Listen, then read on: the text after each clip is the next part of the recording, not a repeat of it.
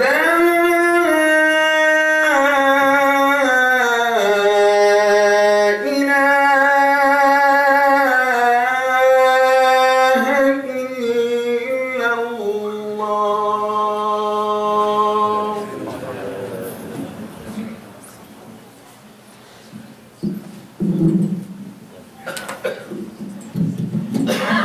الحمد لله نحمده ونستعينه ونستغفره ونعوذ بالله تعالى من شرور أنفسنا ومن سيئات أعمالنا.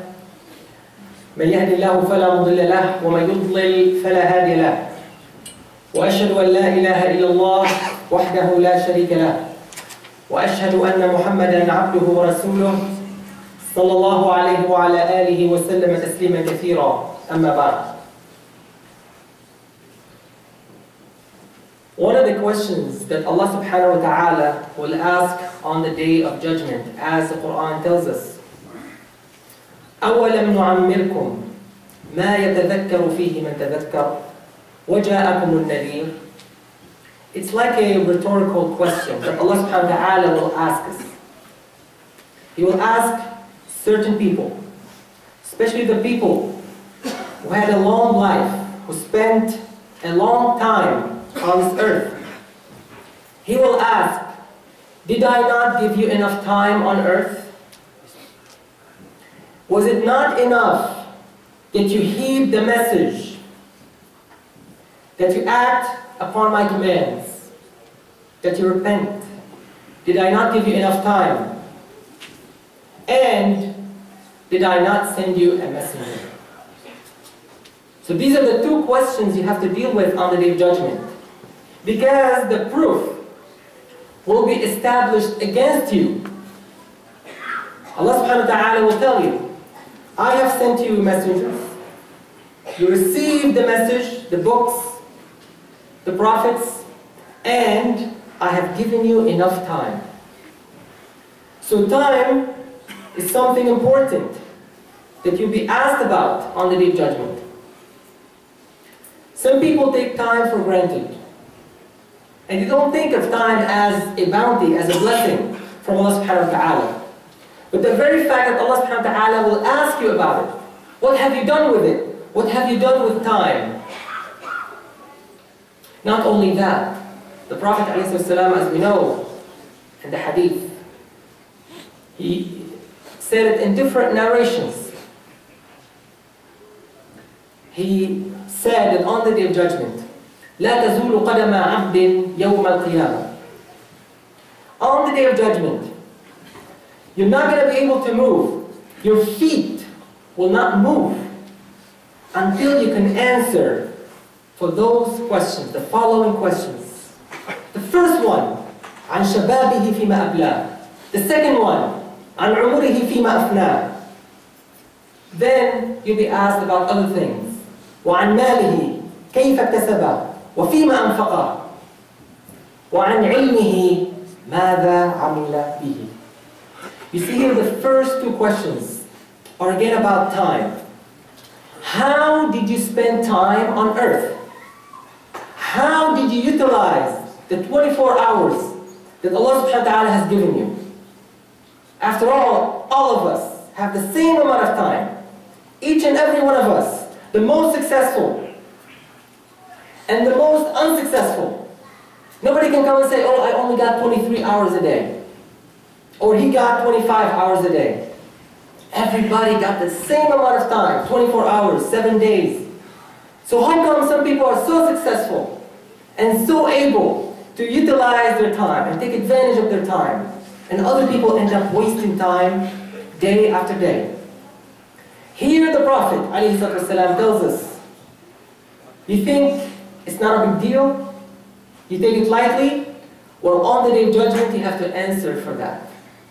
Your feet will not move until you can answer. Number one, how did you spend your youth? A message for the youth. Because it is likely that the young person will say, well, I don't have many responsibilities and I have the luxury to waste time. You don't have to talk to that about the old man or the man or the woman in their middle age. They're already too busy. But the young man or woman, in many cases, they're looking for ways to kill time, to waste time. And even this concept of killing time now, as if it's an enemy, not your friend. Time should be on your side. Time should not be your enemy that you have to kill. Very interesting that the Prophet ﷺ, the first thing he said, that the youth will be questioned. Your time of youth is in question. What have you done with it? Because I tell you, whatever you do now as a young man or woman is going to determine the rest of your life. How you spend your time now will determine what you're going to do when you're 40 or 50 or 60. And many of you may not realize it, the young people, but I tell you, unlikely that you're 30 or 40 and you change your way of life, your lifestyle. It's so hard. If you have any big change in mind, gotta do it now, when you're 15 or 20 or 25. And then the second question, وَعَنْ عُمُرِهِ فِي مَأْفْنَاهُ. So you're also going to be asked about your whole entire life and how you spent it, that time. How did you utilize it? Can you imagine the first two questions about time? And then you'll be asked about the money, how you made it, and where did you spend it? On what did you spend it? And then you'll be asked about knowledge, the knowledge you have. Did you act upon your knowledge? Did you implement what you know? So these are the questions you'll be asked on the Day of Judgment. And you won't be able to make a move until you can answer for those questions. But the fact that the first two are about time, maybe we should pause for a bit and think about how we utilize our time on a regular basis. Are we spending too much time on Facebook, or surfing the internet, or on games? It's okay to have fun sometimes. Not saying that you have to be serious every minute. It's not possible. But see, even when you think about the fun time in Islam, it should be controlled. And the Prophet told us, ﷺ, وَلَكِنْ سَاعَةٌ وَسَاعَةٌ. It's okay to have fun and to enjoy life, but 1 hour like this and 1 hour like that. You're spending 5 hours playing a game. This is not moderation. This is extremism. The Quran is full of reminders about the importance of time and how we could utilize time. And I think all of you memorize Surah Al-Asr. And Imam al-Shafi'i said once, radiallahu anhu, he said that if there was only one surah revealed, Surah Al-Asr, it would have been enough and sufficient for all the people. Surah Al-Asr has a summary of Islam. And he said, if only Surah Al-Asr was revealed, it would have been enough for us to practice Islam. But you look in the beginning of Surah Al-Asr, Allah subhanahu wa ta'ala swears by time. Wal-Asr. And Asr could mean two things. One, it could mean time in general. And it could also mean a specific time, which is the time for Asr, we all know. Which is the one in the afternoon right before Maghrib. If you look in the Arabic, by the way, at the word Asr, it comes from Asr, which is to squeeze. You know asir, some of you would love asir, right? Like some juice, orange juice, apple juice. That same word, same root word. From asara, which is to squeeze. It's interesting that that time, they say that it is the time right before Maghrib. As if you are trying to squeeze time and trying to do your best before the end of the day. Because once the time has set, the sun has set, that is the end of that day. That day is sealed. And it's not going to come back until the Day of Judgment. So now we can see your efficiency. How efficient are you? Can you squeeze time? Can you make time? Can you maximize your accomplishments before the end of the day? That is the meaning of Asr. Now, some of us may not do that. May not try to squeeze time. In fact, they want to relax. And they want to neglect time. and they want to extend it and stretch time instead of trying to squeeze as much as possible out of time. We see in this ayah, Allah subhanahu wa ta'ala swears by time. And what is He swearing on? He is swearing that everybody is in loss. Think about it. It's very strong. It's a big warning. To tell us that every one of us is a loser. Allah subhanahu wa ta'ala is saying every one of you, every one of us is a loser unless and until you do the following. You maximize your time. You utilize your time. You have faith, you believe in Allah subhanahu wa ta'ala, you act upon that, you do good actions, you practice patience, you call people to the truth. This is how you could fill your time with good actions. Imam al-Razi, one of the Mufassirin, he was commenting on this ayah, on this verse, on the surah, and he said, consider the following example. He said, let us imagine somebody who wasted his life, let's say he lived 100 or 1,000 years. May not be possible these days, but he said, let's see somebody who lived a long time. And he was wasting his time, not doing anything important, not doing any good action. At the end of his life, maybe 1 minute, 1 moment, he decided to repent to Allah subhanahu wa ta'ala. And Allah accepted his repentance. And that led him to Jannah forever. He said, can you think of that moment and how precious that moment is? It can help you understand the importance of time. That sometimes a minute could lead into eternal success. Any minute could be important. You never know. You don't know which minute is going to be your minute. And this is why we should not, underestimate the importance of time. 1 minute, he said, could cancel all of these bad actions and lead into eternal success. That's how important time is. Now what happens in many cases, it's not that we don't want to fill time with good actions. He said that we don't think about it. Ibn Abbas radiallahu anhuma narrated that the Prophet ﷺ said, نِعْمَتَانِ مَغْبُونٌ فِيهِمَا كَثِيرٌ مِنَ النَّاسِ. Sometimes when we read the hadith, when we look at the hadith and read it, let's try to understand and look deeply in the meanings of the hadith.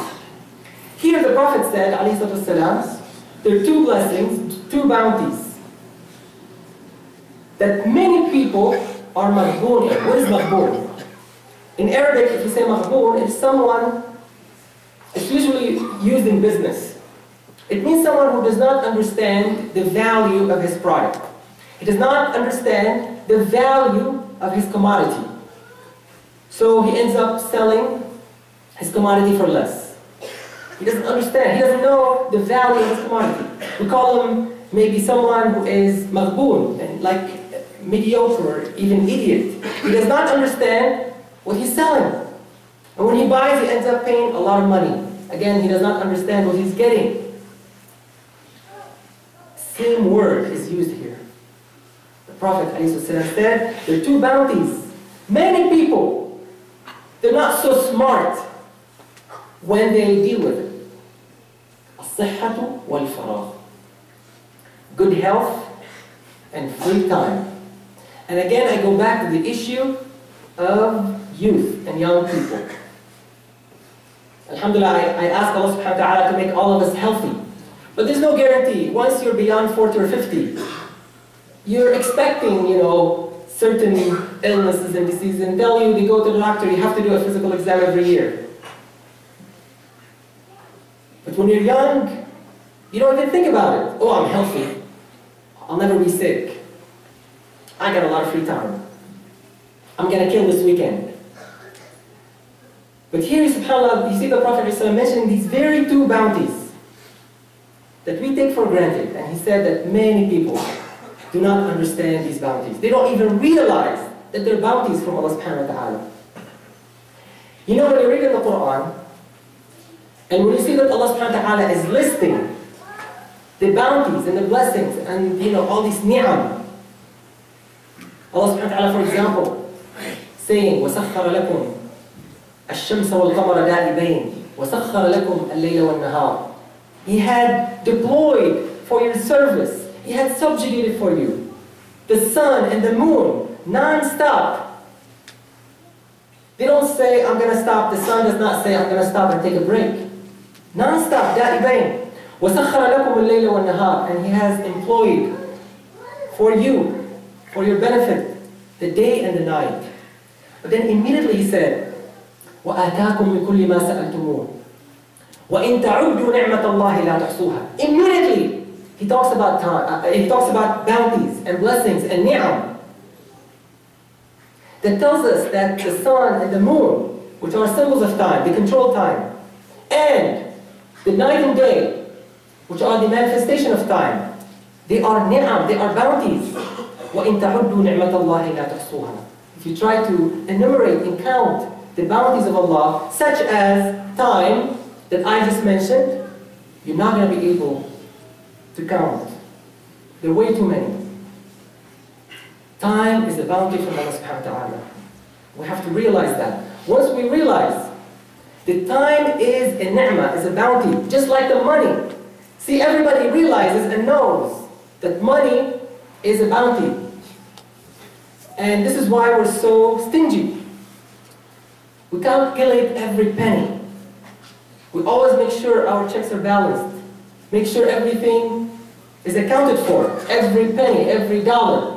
Imagine if we did the same with time. Every minute, every hour is accounted for.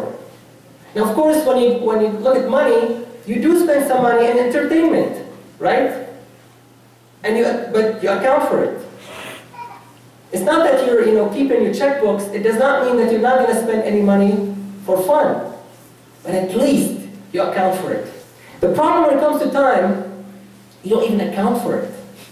So we're not saying don't have fun. Have fun, but account for it. Just like the Prophet ﷺ said, وَلَكِنْ سَاعَةٌ وَسَاعَةٌ. 1 hour for serious business, another for enjoyment.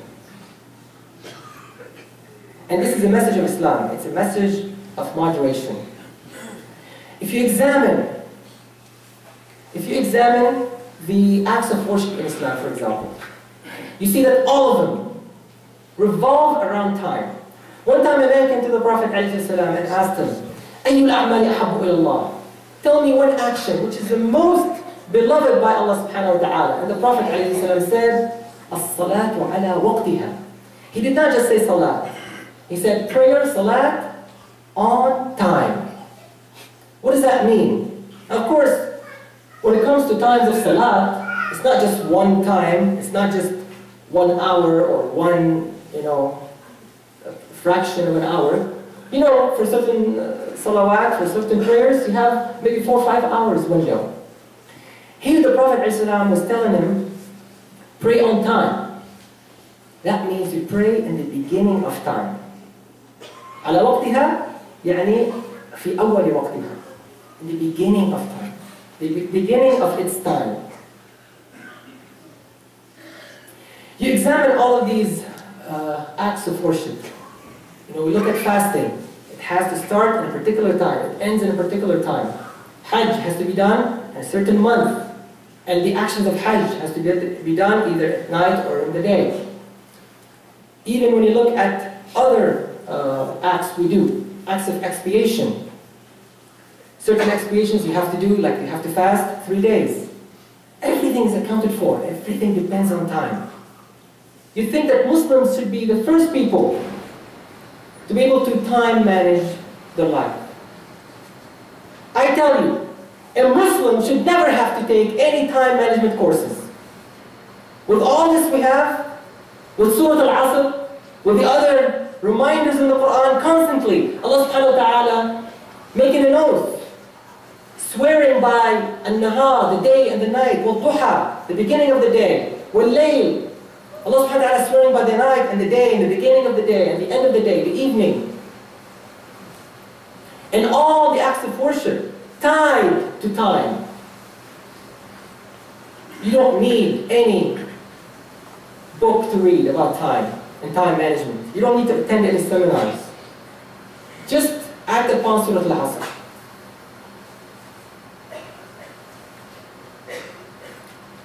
But unfortunately nowadays, and I'm not trying to be, pessimistic or to generalize, I know, alhamdulillah, many Muslims are very sharp and they do things on time. But I hope and I pray, and I ask all of you that we all be like that. We all watch time and act very carefully when it comes to time. Account for the time you spend here and there, and don't waste time. And that, saying that I want to kill time should not be in our dictionary, should not even exist in our dictionary. That I want to kill time. Time is your friend, it is not your enemy. أقول قولي هذا وأستغفر الله لي.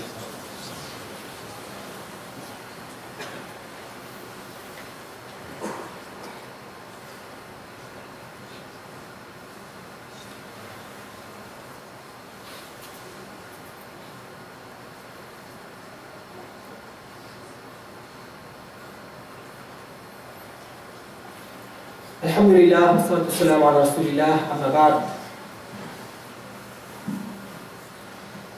Ibn Mas'ud radiallahu anhu, one of the famous companions of the Prophet ﷺ, said once, he said, ما ندمت على شيء ندمي على يوم غربت فيه شمسه نقص فيه أجلي ولم يزد فيه عملي. He said, I've never felt more remorse or regret than a day when the sun is set. We said already, the sunset is a symbol of the end of the day. So the sun is set, day is over, and he said, my age has increased, but my action has not increased. My age has decreased rather, he said, نقص فيه أجلي, my age has decreased, but my action has not increased. And let me comment on that because I made a mistake here. I said the age has increased because this is exactly how we think today. We think of our age as increasing. Today you might celebrate your birthday. You're 30 now. And 10 years later, you say, my age has increased, and now I'm 40. I'm going to celebrate that. And this is a big misconception. This is not how the companions looked at time. They saw age as decreasing. And you say, well, this is scary. My age is decreasing? Yes, your time on earth is decreasing. This is a reality. How come then today we always celebrate birthdays? Because we think of time, we think of age as increasing. Yes, you're counting up. You're 30 and then you're 40 and then 50 and 60. But the reality of the matter, we're losing time on this earth every day. Al-Hasan al-Basri used to say, one of the famous tabi'een, يَا ابْنَ آدَمْ إِنَّمَا أَنْتَ أَيَّامٍ, O son of Adam, you're nothing but a number of days. This is who you are. فَإِذَا ذَهَبَ يَوْمٌ ذَهَبَ بَعْضُهُ. Every day that goes by, a part of you is lost. If we think of time this way, you're never going to waste time again. He said, you're nothing but a number of days. If you're going to live 1,000 days, this is who you are. And every day that passes by, a part of you is lost, because you cannot take it back. You've lost part of your life. This is how they used to think about time. So yes, our time on earth is decreasing. We're getting closer to death. And it's again not to make us negative or to make us pessimistic, but we have to be realistic. Time is of essence and it is decreasing. Umar bin Abdul Aziz, radiyallahu anhu, he used to say, إِنَّ اللَّيْلَ وَالنَّهَارِ يَعْمَلَانِ فِيكَ فَعْمَلْ فِيهِمَا. You know, the days and nights are working on you, wearing you out. So work in them, utilize them. Just like they work on you, work in them. One of the famous scholars of hadith by the name of Hammad bin Salama, it was said about him, again, these are examples that we use just to motivate ourselves. It's said about Hammad, لو قيل لحماد إنك تموت غدا ما استطاع أن يزيد في العمل شيئا. This man was already doing his best.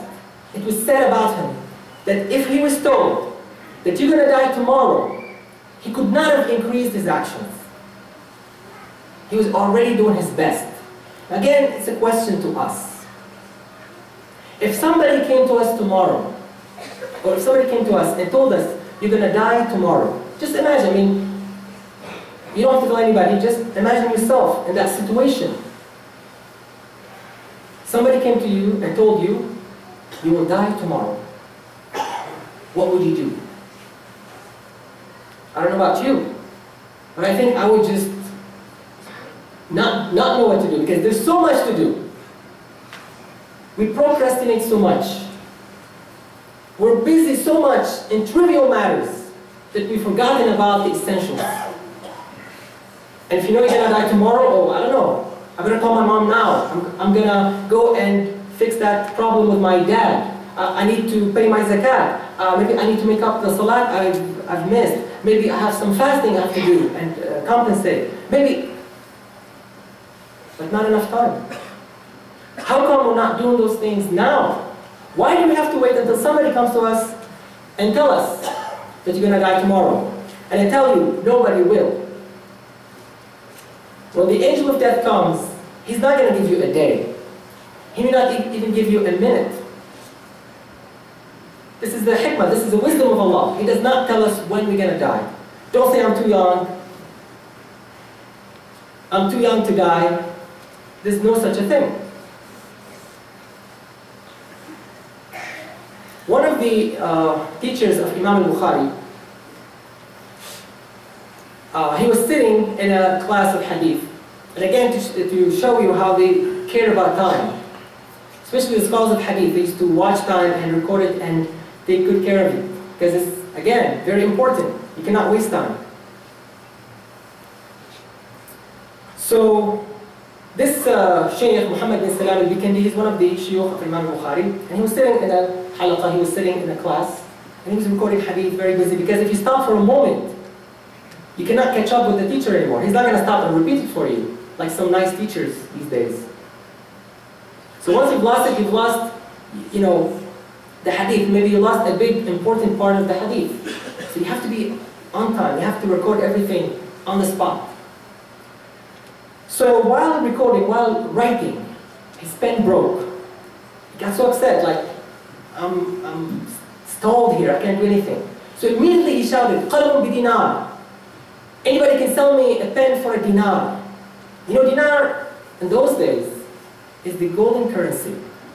It's like now you break a pen and you ask, maybe you want to buy a pen for $100 or something, or maybe even more, $500. Everybody will think you're crazy. Buying a ball pen for $100 or $500? Are you out of your mind? Why do you think we think that way? Because we value money more than time. It is a sad reality, but it is a reality. We keep saying, الوقت أثمن من الذهب, time is more important than gold. But is it so? Look at us, we go shopping, for example. I don't mean to pick on anyone. All of us do it sometimes. You spend 15, 30 minutes trying to save a mere $1 or $5. Which is more important? The $1 you saved, or the 15, 30 minutes you wasted. Let me end with this story. Many stories we see in our tradition. One time a man came to Amr bin Abdul Qais, one of the tabi'een or top tabi'een, and he said, can I have some time with you? We say this all the time, can I have some time? I mean, somebody came to you and asked for money. Can I have some money? You think about it maybe 10, 20 times. I was just trying to park here because I was late myself and the Imam parking was taken. I was trying to park in a meter parking and asked a young man for money. He said, I don't have any money. Immediately, I don't know if you thought about it, but this is what we do. It's a reality. We don't have to be shy of it.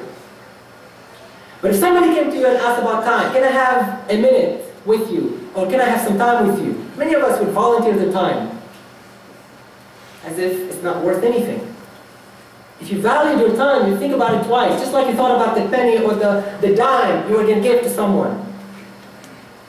This man came to Amir and he asked him, can I have some time with you? You know the answer? You would never, ever, in your wildest dream, imagine what the answer was. And when I first read it, I did not even understand what he meant. He told him, أمسك الشمس. He said, hold the sun. How can anyone do that? That's like an impossible thing to do, to hold the sun. And that's exactly what he meant. You getting my time is going to be as impossible as you holding the sun. No way you're going to come and waste my time. Maybe he realized this man is about wasting time and he didn't want to waste his time. Also, it meant that if you're able to hold the sun, if you're able to hold time, because sun is a symbol of time, if you're able to hold time, then yes, you can have all my time. If you can assure me that the 15 minutes you're going to take from me, if you can stall the clock, if you can pause the clock, I will give you my 15 minutes. Of course, you cannot do that. But this was his response, and it was very interesting. أمسك الشمس. Hold the sun. We know this is an impossible task, so the only alternative we have is to utilize our time. And I'm not saying you gotta utilize every single minute, but even the minute you spend with your family, having fun, will be counted for you. And it will be counted as a good action. Why? Because you planned it, because you accounted for it. The problem is when you do not account for time, you waste time, your time is going to waste, it's going in vain. This is the time you're going to be asked about. اللهم ربنا لا تدع لنا في هذا اليوم العظيم ذنبا الا غفرته ولا هما الا فرجته ولا دينا الا قضيته ولا عدوا الا هزمته وقسمته ولا حاجه هي لك رضا ولنا فيها صلاح الا قضيتها لنا ويسرتها لنا يا ارحم الراحمين. اللهم ربنا انصر اخواننا المسلمين في كل مكان. اللهم ربنا انصر اخواننا المستضعفين في بلاد الشام. اللهم ربنا انصرهم على اعدائهم. اللهم ربنا تقبل شهداءهم. اللهم ربنا فك اسراهم. اللهم ربنا تقبل شهداءهم وصبر أهليهم يا رب العالمين. اللهم ربنا صبر أهليهم على مصابهم يا رب العالمين. اللهم ربنا أبرم بهذه الأمة أمر رشد يعز فيه أهل طاعتك ويذل فيه أهل معصيتك. اللهم ربنا علمنا ما ينفعنا وانفعنا بما علمتنا وزدنا علما. اللهم ربنا أرنا الحق حقا وارزقنا اتباعه وأرنا الباطل باطلا وارزقنا اجتنابه. إن الله يأمر بالعدل والإحسان وإيتاء ذي القربى وينهى عن الفحشاء والمنكر والبغي يعظكم لعلكم تذكرون وأقيموا الصلاة.